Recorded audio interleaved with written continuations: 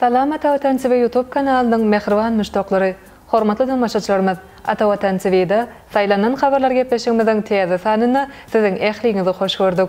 Habarymyzyň 2022-nji ýylyň 21-nji noýabryndaky sanyny Türkmenistanyň prezidentiniň Birleşen Arap Emirliklerine resmi sapary başlandy. Yaponiýanyň daşary işleri ministri Merkezi Aziýaly kärdeşleri bilen duşmakçy. Türkmenistan Hitaýa turuwy geçirji arkaly TV'ga gaz eksportyny öňde barjy. Katar 2022 ilkinji duşukda Ekvador ýeňde ýaly habarlar ýetirýäris. Gelin bolsa habarlarymyza giň işleýin seredip geçelim. Türkmenistan prezidentiniň Birleşen Arap Emirliklerine resmi sapary başlandy. Şu güni hormatly prezidentimiz Serdar Berdimuhammedow resmi sapary bilen Birleşen Arap Emirliklerine ugrady. Türkmenistan parahatçylyk, söýjülük, oňy betaraplyk we özara behwetli hyzmatdaşlyk ýörelgilerini esaslanýan daşary siýasatyny ýygyderli amala aşyrmak bilen dünýäniň ähli dowlatları şol sany Arap ýurtlary bilen netijeli hyzmatdaşlyk ösdürmegi maksat edinýär. Şunun bilen baglykda Birleşen Arap Emirlikleri bilen hyzmatdaşlygyň dep bolan dostlukly netijeli häsiýetini bellemek gerek. Bu hyzmatdaşlyk soňky ýyllarda kiltaýdan täze derejede çykarylyp we baýlaşdyryldy.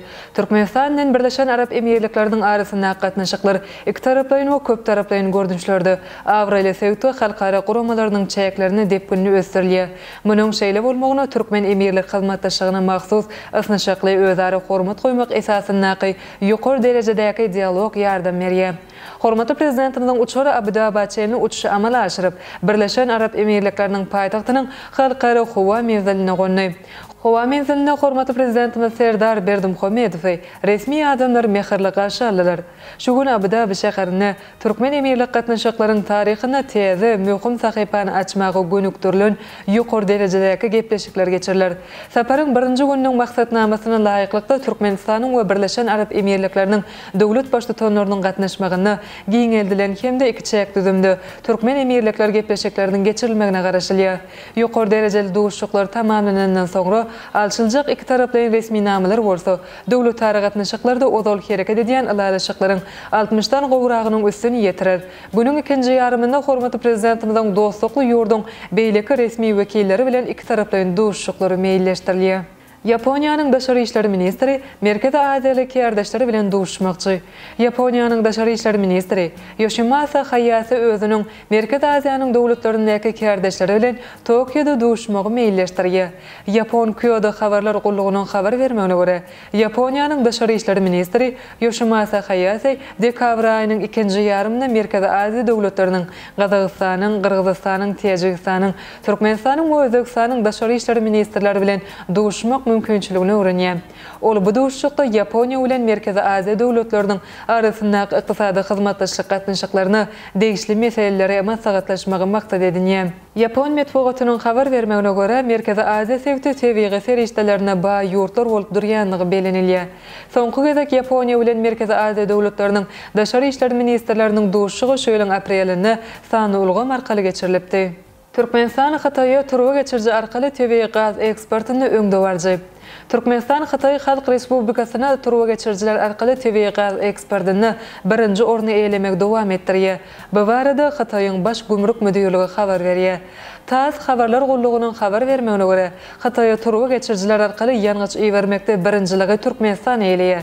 Şu ýylyň 10 aýynda 8,23 milliard dolar möçberini TV gaz eksporty amala aşyrly. Bu ugurda 2-nji orunda Russiýa, 3-nji orunda Myanma, 4-nji orunda Kazakystan we 5-nji orunda Özbegistan barýar. Russiýanyň ýanwar-oktýabr aýlaryna Hitaýa iýeren TV gazynyň möçberi 3,1 milliard dolara deň boldy.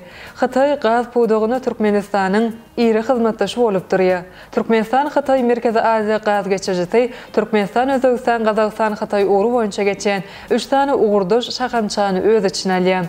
2021-nji ýylda Hitaýa 34 milliard kub metr TV gaz iýerildi. Türkmenistan Hitaý gaz geçirjisiniň 4-nji şahasyny Türkmenistan, Özbegistan, Täjikistan, Kyrgyzstan, Hitaý uğru boýunça çekmek meýilleşdirilýär. Bu şahanyň gurulmagy bilen we gaz geçirjiginiň tassama kuwatyny çykarmak bilen Hitaýa ýyllyk iýerilýän türkmen gazynyň iýermeleri 65 milliard kub metr ýeter. Türkmenistanyň Hitaýa 2009-njy ýyldan beri 340 milliard kub metrden gowrak TV gaz iýerildi. Katar 2022 ilkinci doşukda Ekvador yendi. Katardaki futbol oyuncu dünya çempionatı badal galdy. Futbol jankoýarlarynyň 4 ýyl sabarsızlyk bilen garaşan çempionatynyň ilkinci doşugy ýereýleri Katar bilen Ekvadoryň arasynda oýnandy. Doşukda Italiýaly Emin Daniela Orsata eminlik etdi. 60.000 orunluk Albayt stadionunaky doşukda Ekvador 2-0 hasabynda ýeňiş gazandy. Ekvadoryň geçiren 2 golunu hem toparyň ýyldız futbolçysy Ener Valencia öz adyna ýazardy. Ol doşuň birinji ýarymynyň 16-njy minutunda 11 metrlik jerime urgusundan 31-nji minutunda hem kelle bilen geçiren golu bilen milli ýygandasyna ilkinji 3 utugyny gazandyrdy. Aslında Ener Valencia doşukda 3 gol geçirdi. Onun doşuň 3-nji minutunda geçiren golu hasap alınmady. Şeýlelikde Ener Valencia dünya çempionatynyň ilkinji golunu geçirip futbol taryhyna girdi. Şeýlelikde mundan azalky 3 dünya çempionatynyň açylyş doşugyny ýereýleri ýeňiş gazanan bolsa, bu gezek Katara ýeňiş gazanmak başartmady. Bu doşuğa Aşgabatdaky futbol jankoýarlary IPTV teleýaýlym ulgamy arkaly Match TV, TRT1, şeýlekem futbol 1 teleýaýlymlarynyň göni ýaýlymda görmek mümkinçiligine eýe boldy. Dünya çempionatynyň ilkinji doşugy bolan Katar milli ýygandasy bilen Ekvadoryň milli ýygandasynyň arasyndaky oýunyň öňü seýrasynda çempionatyň açylyş dawarasy geçirildi. Katardaky 60.000 orunluk Albayt stadionunda geçirilen açylyş dawarasyny Kataryň emiri Şeyh Tamim bin Hamad Al Thani, FIFA'nyň prezidenti Gianni Infantino, Arab döwletleriniň ýoldaşlary, Türkiýe Respublikasynyň prezidenti Recep Tayyip Erdoğan, Misirň prezidenti Abdülfettah Al-Sisi, Aljeryň prezidenti Abdulmajid Tebboune, şolur wagtda Birleşen Milletler Guramasynyň baş sekretary Antonio Guterres we köp sanly mehmanlar gatnaşdy. 60.000 orunluk stadionda dürli teatrlaşdyrylan oýunlar görkezildi. Gün Orta Koreýanyň meşhur BTS toparynaky Jungkook we Katarly aýdymçy hende rejissor Fahat Al-Kubayisi bilelikde Dreamers adly dünya çempionatynyň aýdymyny ýerine ýetirdiler. Şolur wagtda Amerikaly meşhur aktyor Morgan Freeman hem açylyş dawarasyndaky sahnalaşdyrylan dawaralara gatnaşdy. Açylyş dawarasy asmana atylan feýerwerk bilen tamamlandy. Katar bu çempionaty 12 ýyl taýýarlyk görüp 300 milliard dolardan gowrak pul serişdelerine sarf etdi. Bu çempionaty 1,12 milyon seýahatçynyň gelmegine garaşylýar. Katardaky dünya çempionatyna 64 doşuk geçirilip 32 milli ýygynda dünya kubogyny gazanmak üçin bäsleşer. Ine mehriban müşdoklar, Atawatan TV'de saýlanan habarlar gepleşigimiziň şu günkü sanyna size ýetirmek isleýän habarlarymyz şolordan ibaret.